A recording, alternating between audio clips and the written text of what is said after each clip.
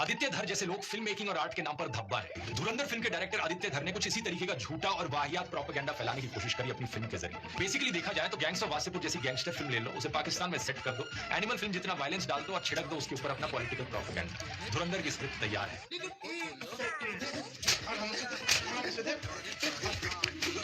Padmavati movie को oppose करने वाले लोग कहते हैं कि भाई हमारी हिस्ट्री बिगड़ रही है इस मूवी की वजह से। तो भाई अगर एक मूवी हिस्ट्री को बिगाड़ सकती है तो जाओ तुम भी फिल्म डायरेक्शन का कोर्स करो, अपनी मूवी बनाओ, रिलीज करो, जो दिखाना है दिखाओ। No, I'm telling you. आमतौर पर एक्शन फिल्मों में विलेंस की बहुत इंपॉर्टेंस होती है, चाहे ये एवेंजर्स में थैनोस हो या फिर पठान फिल्म में जिम, जिसका रोल प्ले किया जॉन इब्राहिम। क्या दोस्तों, हमारे दिमाग में एक तरीके के न्यूरॉन्स होते हैं जिन्हें मिरर न्यूरॉन्स कहा जाता है। इन मिरर न्यूरॉन्स की मदद से हम दूसरों के एक्शन और बिहेवियर को ऑब्जर्व करते हैं, समझते हैं और इमिटेट करते हैं। एक एवोल्यूशनरी पर्सपेक्टिव से देखा जाए तो ये हमारी लर्निंग में काम आते हैं, दूसरों से एम्पैथाइज कर पाते हैं और उनकी सिचुएशन से रिलेट कर पाते हैं। कुछ ऐसे ही दोस्तों, जब हम फिल्म में किसी हीरो को देखते हैं, हम उसे रिलेट करते हैं और उसके एक्शन को अपने दिमाग में सिमुलेट करते हैं। इससे एक थ्रिल का एहसास होता है और हीरो की विक्ट्री में हमें अपनी पर्सनल विक्ट्री दिखती है। और ये चीज सिर्फ फिल्म के आखिर में नहीं होती, बल्कि जितने भी एक्शन सीक्वेंसेस होते हैं, कोई कार चेस हो रही है, कोई बिल्डिंग से कूद रहा है, वहां भी हम एंटिसिपेट करते हैं कि हीरो जीत जाए या फिर अगर वो खतरे में है तो किसी तरीके से बच जाए। और कुछ देर बाद जब एक्चुअली में ऐसा होता है तो ये एक इनाम मिलने जैसा होता है। इस तरह एक्शन फिल्में देखते हुए ऑडियंस को क्विक डोपामिन हिट्स मिलते हैं, एक थ्रिल मिलता है सेफ एनवायरनमेंट में रहते हुए। Wait a minute. अगर आप उन लोगों में से हो जिनको एनिमल और धुरंधर टाइप की हाइपर वायलेंट फिल्में पसंद आती हैं, जरा अपने आप से सवाल पूछकर देखना, आखिर क्यों पसंद आ रही है आपको ये फिल्म? क्या आपके मन के अंदर ये फीलिंग आती है कि किसी इंसान का सर तरबूज की तरह टूटता हुआ मैंने देखा, वाह ये देखकर मुझे मजा आ गया। किसी इंसान को मैंने उबलती हुई कढ़ाई में गिरकर मरते हुए देखा, ओहो क्या मजा आया है देखकर। किसी का सर बंदूक से उड़ा दिया जाता है तो किसी को पेट से लटकाकर फांसी चढ़ाई जाती है, अरे क्या स्वाद आता है देखकर। जरा खुद से पूछकर देखो, अगर आप इन चीजों को एंजॉय कर रहे हो तो कितनी पागलपंती वाली चीज है ये। जिन लोगों को इस लेवल का खून खराबा देखना पसंद आता है वो असल जिंदगी में बहुत फ्रस्ट्रेटेड लोग होते हैं। ऐसे ही दोस्तों, जब हम फिल्म में किसी हीरो को देखते हैं, हम उसे रिलेट करते हैं और उसके एक्शन को अपने दिमाग में सिमुलेट करते हैं। इससे एक थ्रिल का एहसास होता है और हीरो की विक्ट्री में हमें अपनी पर्सनल विक्ट्री दिखती है। खुद से पूछकर देखो, अगर आप इन चीजों को एंजॉय कर रहे हो तो कितनी पागलपंती वाली चीज है ये। जिन लोगों को इस लेवल का खून खराबा देखना पसंद आता है वो असल जिंदगी में बहुत फ्रस्ट्रेटेड लोग होते हैं।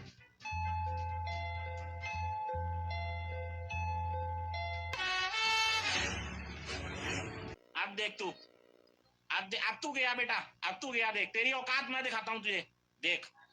क्योंकि मैं बहुत दिनों से बहुत दिनों से खेल बंद करने के चक्कर में था। प्रोपेगेंडा वीडियो में होते हैं। और साथ ही by the end of this video ये तीन बातें भी बहुत क्लियर हो जाएंगी। पहली बात ये कि ये फिल्म हिंदू मुस्लिम हेट नहीं भड़काती, बल्कि ये अपने वीडियो के थ्रू एक्सप्लिसिटली बहुत हार्ड ट्राई करता है कि वो हेट भड़के। और यही चीज जब इसकी खुद की ऑडियंस ने इसको कमेंट्स में बोलना शुरू किया तो इस रियलिटी के चार्ट से कोप करने के लिए इसने अपना कमेंट सेक्शन एब्सोल्युटली लिमिट कर दिया। दूसरी चीज, ये फिल्म देखी नहीं, और अगर देखी भी है तो ये जानबूझकर जो फिल्म में दिखाया गया है वो बता नहीं रहा। इसकी वीडियो देखने के बाद ऑलमोस्ट हर किसी को पता है कि ये फैक्ट्स को मैनिपुलेट कर रहा है, लेकिन ये किस नीच हद तक फैक्चुअल मैनिपुलेशन कर रहा है और फैक्चुअली गलत है, ये जब मैं आपको इस वीडियो में बताऊंगा you will be shell shocked. So without further ado शुरू करते हैं honestly saying opinions. Single BJP leader ने हाइप नहीं करी धुरंधर फिल्म की। एडवांस बुकिंग बहुत पुअर थी और साथ ही हाइप बहुत कम थी। वर्ड ऑफ माउथ पे चली है ये फिल्म। अगर ये फिल्म रूलिंग पार्टी बैक्ड होती तो तुझे क्या लग रहा है बीजेपी के चिरकुंडे एमएलए और समर्थक जगह जगह इंटरव्यूज नहीं दे रहे होते, इस फिल्म की बढ़ाइयां नहीं कर रहे होते, लोगों को ये नहीं बोल रहे होते कि जाके इसको देखो, वो ये मौका छोड़ते? इस फिल्म की कहानी को हिंदुत्व, इस्लाम और रिलीजियस रेडिकलाइजेशन से कोई नहीं बल्कि तू जोड़ रहा है। और प्रोपेगेंडा फिल्मों में मॉरल रिजिडिटी होती है, धुरंधर में कौन सी मॉरल रिजिडिटी? फिल्म पाकिस्तान में सेट है लेकिन फिर भी पूरी की पूरी फिल्म कहीं भी पाकिस्तान की जनरल आवाम का और साथ ही इस्लाम का मजाक नहीं उड़ा।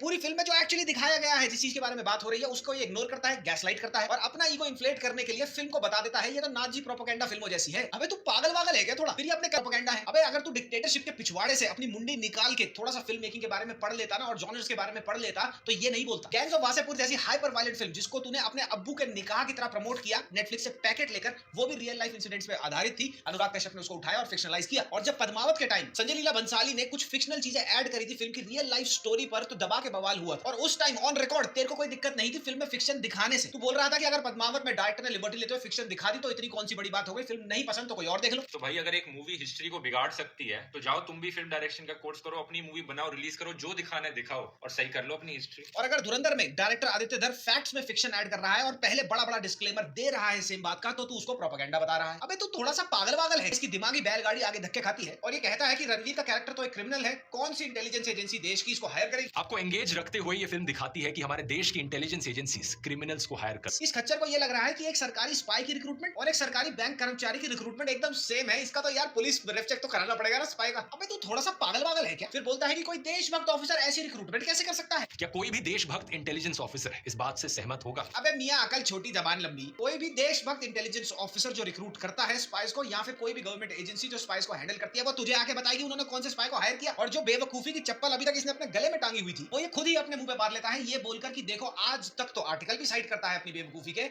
आज तक तो इंडिया इंडिया ने हमेशा डिनाई किया ही पाकिस्तान हमने कोई स्पाई भेजा ही नहीं। 2012 का ये आर्टिकल देखिए, भारत सरकार ने मना किया कि सुरजीत को इंटेलिजेंस एजेंसीज ने जासूस बनाकर भेजा था। अब मैं क्या बोलूं, अबे तू कहीं केआर के तो नहीं है। The whole point of spying and espionage done by a country और done by a government is to be never told. दुनिया के कोई भी देश की कोई भी स्पाई एजेंसी या सरकार कभी भी क्लेम नहीं करती अपने स्पाइस को, और ये क्लेम नहीं करती पब्लिकली कि हाँ हमने एक मोल भेजा था तुम्हारे देश में। और अगर अभी भी तेरी अमीबा जैसी सिंगल सेल्ड मोटिव लोगों को ब्लेटेंटली मिसलीड कर रहा है, फिर ये कहता है क्या फिक्शन है और क्या फैक्ट्स हैं, लोग इसमें कंफ्यूज हो जाते हैं। तो अब क्या फैक्ट है और क्या फिक्शन, ऑडियंस ये नहीं जान पाती। अबे तू अपनी बात कर, लोगों को अच्छी तरह समझ आ गया है। ऑडियंस को वो डिस्क्लेमर पढ़ना आता है जो तूने पढ़कर भी इग्नोर कर दिया। और इस बार तो दूसरी ऑडियंस छोड़, तेरी खुद की ऑडियंस को भी क्लियरली समझ आ गया कि इस वीडियो के थ्रू तू सिर्फ और सिर्फ हेट मॉन्गरिंग कर रहा है, इसलिए तुझे कमेंट्स ऑफ करने पड़ गए। पूरी वीडियो में तू प्रूफ क्या करना चाहता है ये तेरे को भी नहीं पता। और लोगों ने जब ये आइडेंटिफाई किया, कॉल आउट किया और तेरे को कमेंट्स में गालियां बकनी शुरू करी, तो तूने जाकर ट्विटर पे बोला कि मेल्टडाउन हो गया, मेल्टडाउन हो गया। अबे मेल्टडाउन नहीं हुआ, वो तमाचे लग रहे हैं तेरे मुंह पे झूठ बोलने के लिए। तेरे को लगा कि तेरी अपनी ऑडियंस तो तेरे को प्रेस करेगी, लेकिन उन्होंने भी तेरे को घोड़ी बना लिया। तो पाकिस्तानी एजेंट है जो एज अ स्पाई वर्क कर रहा है जर्मनी से,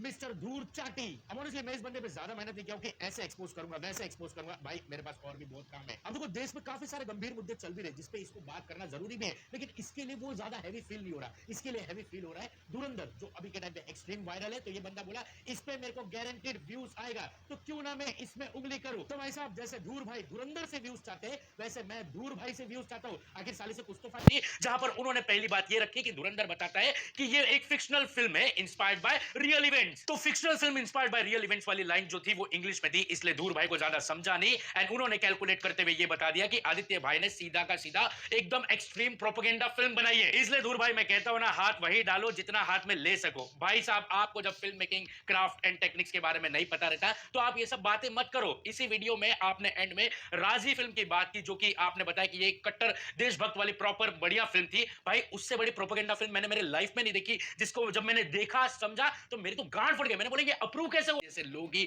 जब sacred games, gangs of Wasseypur and वो आईएसआई यूनिवर्स की वॉर 2 फिल्म को ऐसा जस्टिफाई कर रहा है कि कैसे एक्शन फिल्म बनती है, क्या है एक्शन फिल्म, एंड आप लोग देखने जाना वॉर 2। तो भाई ये किसके हुए, ये किसी के नहीं हुए, ये हुए पैसे के। और बात वही बिगड़ी जब धुरंधर के मेकर्स ने रोटी नहीं फेंकी तो ये अरविंद केजरीवाल और राहुल गांधी का पप्पू खफा हो गया धूर के। लेकिन ये तो निब्बा है जिसको वीडियो गेम पसंद है, असल गेम नहीं। एक्चुअली प्रॉब्लम ये हो गया कि धुरंधर में बिकनी ब्रा नहीं दिखाया तो ये अंडरवेयर खफा हो गया कि भाई कैसे पाकिस्तानी गैंगस्टर को ऐसा दिखा रहे आप लोग। फिर ये बेगम अपने वीडियो में दुनिया भर का रिपोर्ट दिखाता है और बोलता है कि देखो इंडिया ने कभी स्पाई भेजे ही नहीं और ऐसा कभी कुछ हुआ ही नहीं। अरे मूर्ख आदमी गोटी लाल, भाई साहब अगर मैं स्पाई भेजूंगा तो क्या मैं बताते फिरूंगा? भाई स्पाई एक कंप्लीटली सीक्रेट मिशन होता है जिसको कभी भी रिवील किया ही नहीं जाता। अगर कोई पूछे तो भी डिनाई ही किया जाता है। फिर आगे वीडियो में कहता है कि रहमान डकैत का एनकाउंटर हुआ था असलम चौधरी के द्वारा एंड फिल्म लिबर्टी लेके कुछ भी दिखा रही है। अरे मूर्ख आदमी चोमू लाल, इसलिए बोलते पूरा फिल्म का स्टडी किया करो। अब रहमान डकैत ठहरा गैंगस्टर, तो भाई साहब अगर वो नीच आदमी है उसका मौत दिखाना जरूरी है जो फिल्म में दिखाता है, ना कि उसको ये दिखाए कि भाई देखो वो बहुत बड़ा हीरो है। भाई साहब फिल्म अपने क्राफ्ट के अकॉर्डिंग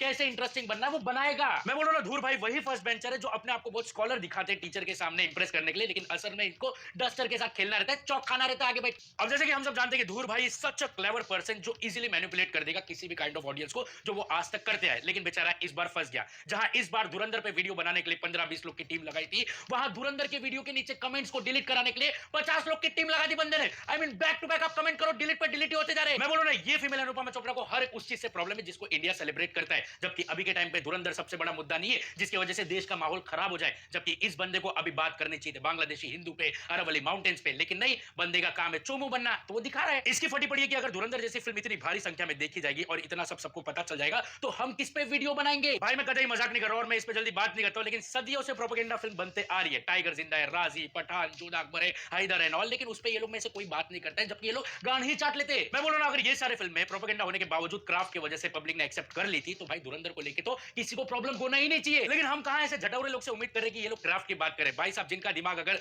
ठान लिया है कि मेरे को इसको प्रोपेगेंडा बोलना है तो फिर भाई फिल्म मेकिंग गई भाड़ में, टेक्निक्स गया भाड़ में, एंड सिनेमेटोग्राफी एंड ऑल की तो बात ही नहीं करूंगा क्योंकि मुझे पता ही नहीं। लेकिन धूर भाई को चाहिए था कि नहीं भाई ये कैसे दिखा रहे, ऐसा बिहेव कर रहे, वैसा बिहेव कर रहे। इसको चाहिए था कि भाई थोड़ा अमन की शांति दिखाए, देश प्रेमी दिखाए, वो ऐसा नहीं करते तो इसको ये वायलेंस अफेक्ट किया है। भाई देखो लोगों ने एक्सेप्ट कर लिया कन्विक्शन वाला सिनेमा, जहां उनको अगर पहले फिल्म के मुताबिक अगर चेंज दिखता है तो वो झपट लेती है, उनको नया फील होता है। और ये कोई हमारी खराब बुद्धि नहीं है जिसपे हम ये वायलेंस को लेके एकदम पागल होते जा रहे कि नहीं भाई हमारी ये भूख है, हमको यही सब देखना है। नहीं भाई, तो ओवरऑल सिनेमा का एक नीड हो। सबसे बड़ी बात मैं दाद देना चाहूंगा आदित्य धर के सेंस को कि भाई साहब जो 2 डायलॉग उसने फिल्म में यूज किए वो आज भी एग्जिस्ट कर रहा है, रियल लग रहा है एंड वैलिड है। एक वो डायलॉग है कि हिंदुस्तान का सबसे बड़ा दुश्मन हिंदुस्तान ही है, पाकिस्तान बाद में आता है। और दूसरा डायलॉग ये है कि भाई साहब ये नया हिंदुस्तान है, ये घर में घुसेगा भी और मारेगा भी। धूर भाई के केस में यही हो गया कि यही हिंदुस्तानी हो के भाई साहब ये इसी के खिलाफ है। और दूसरी बात ये होगी कि भाई साहब इस बार इसका एजेंडा चल ही नहीं पाया,